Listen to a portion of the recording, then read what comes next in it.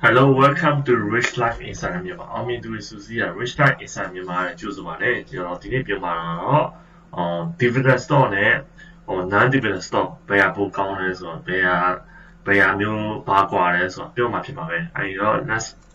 get do it Let the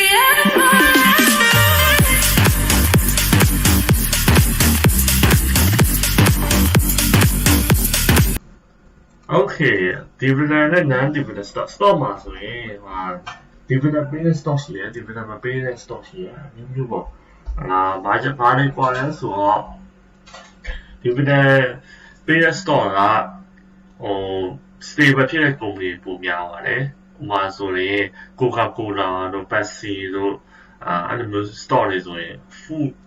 အစားအသောက်နဲ့ပတ်သက်တာဆိုရင် income က stable ဖြစ်တယ်လေ stable ဖြစ်တယ်ဆိုတော့ dividend ပေးတယ်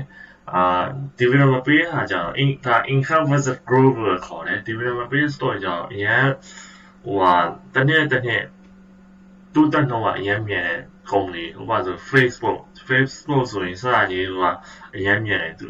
တိုးတက်နှုန်းကတနေ့ကို 30% 40% လောက်ထိ revenue ကတူးအောင်သူကဆိုတာအဲ2% ရတဲ့ပတ်စံကိုသူ business ပြန်ထည့်တဲ့အတွက်ကြောင့်အဲသူ dividend မပေးဘူး Google ဆိုရင် dividend မပေးဘူး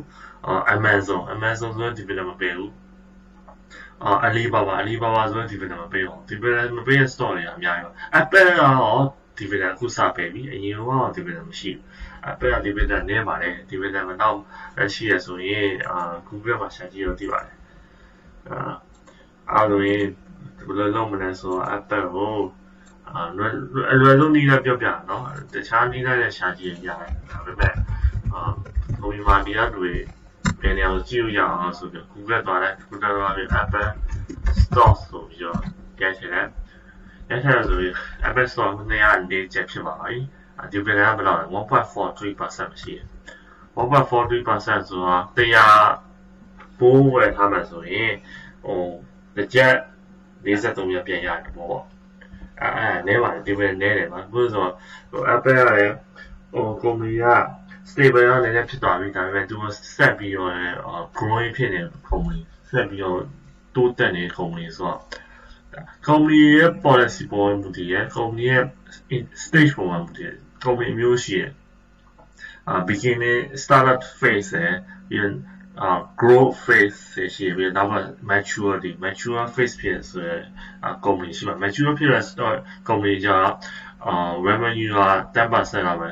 အနည်းဆုံးပေါ့လေ5% 8% 10% နှစ်တိုင်းနေတဲ့ grow ဖြစ်တယ်အရင်မြန်တဲ့ fast growing company ကြောင့်30% 50% 100% အဲ့လိုမျိုးရှိအဲ့လိုမျိုး company ဆိုအများစုတော့ dividend ပြန်မပေးဘူးအဲ့လို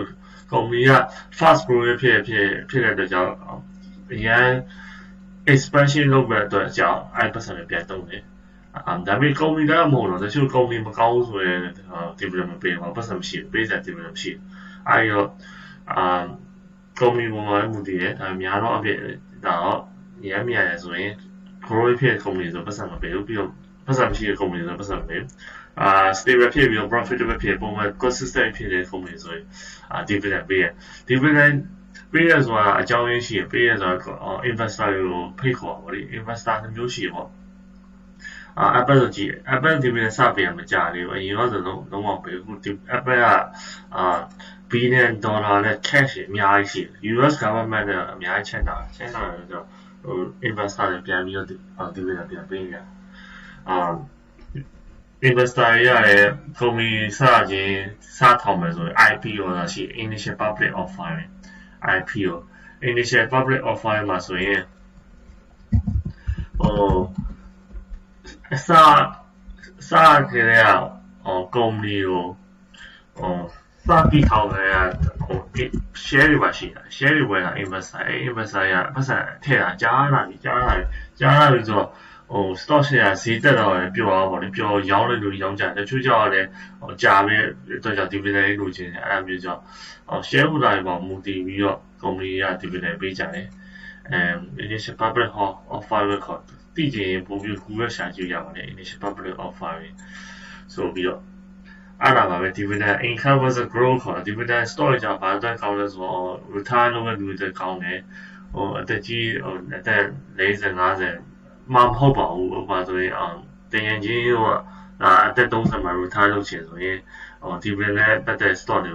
ဝယ်ထားတယ်ပြီးတော့ dividend နဲ့များစုပေးတဲ့ stock များစုကအသက်ကြာတာတိတ်မမြန်ဘူးdividend မပေးတဲ့ stock တွေကဒီနေ့ဝယ်ပြီးတော့2လ3လကြာရင် 20% မြင့်လာပဲပြီးတော့ 30% ရှိုးပါမယ်ပြောလို့မရဘူး dividend stock တွေကဖြည်းဖြည်းချင်းတက်တယ်တစ်နှစ်ကို8% 10% ဒါ dividend က 10% ပေးတယ်ဆိုရင်တစ်နှစ်ကို 10% တက်တယ်ဆိုရင် 20% အမြင့်ရပါအဲ့တော့ပုံမှန်လေးရချင်တာ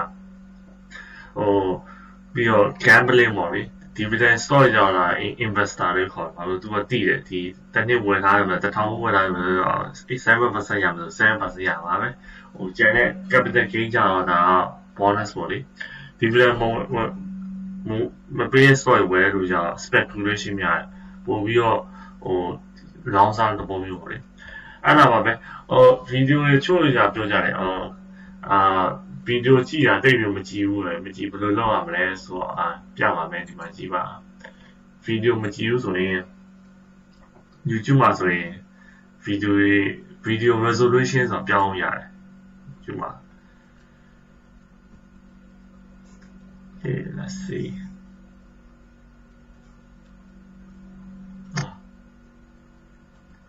ဒီနားလေးကို click နေတယ် setting မှာ click နေတယ်ဗီဒီယိုကနေနေဒီမှာ setting stock share တွေအကြောင်းဘယ်လိုဒီဗီဒီယိုမှာ setting တွေ့ရ setting တော့ mobile phone မှာဆိုပါမယ်ခုနကပြော auto တွေ့ရ auto 480 page ဆိုရင်ဒီကိုပြောင်းလိုက်720ပြောင်းလိုက်အဲ့ဒါဆိုပို့ပြီးတော့ဗီဒီယိုကြည့်သွားတယ်ပဲပို့ကြည့်သွားတယ်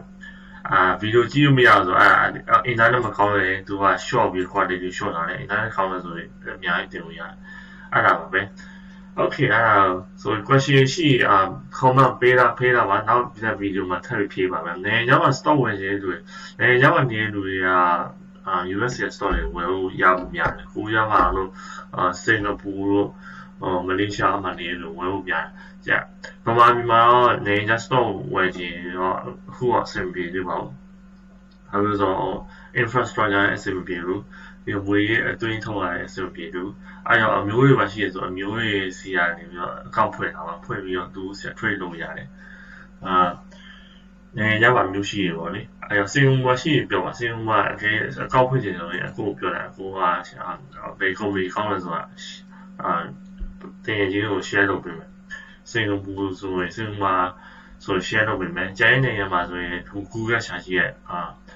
stock brokerage firm ဆိုပြီး Google ရှာကြည့်ရ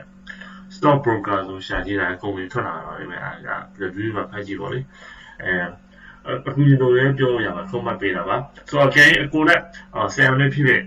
ဖုန်းတွေပါပြောချင်ရှိရဖုန်းတွေပြောချင်ရှိရင် comment ပေးတာပါဗီဒီယိုအောက်မှာ comment ပေးတာrequest လုပ်ရများလူတွေဆိုရင်ကိုတနေ့ကျရောစကားပြောကြအောင် individually ကိုယ်မေးချင်ရှိရ question မေးအောင်မြင်လို့လုပ်ရမှာဆိုရင်မေးလို့ရပါ individually Okay comment below and YouTube ပါဆိုရင်subscribe လုပ်တာပါ Facebook ပါဆိုရင် like လုပ်တာပါ I'll see you next time bye bye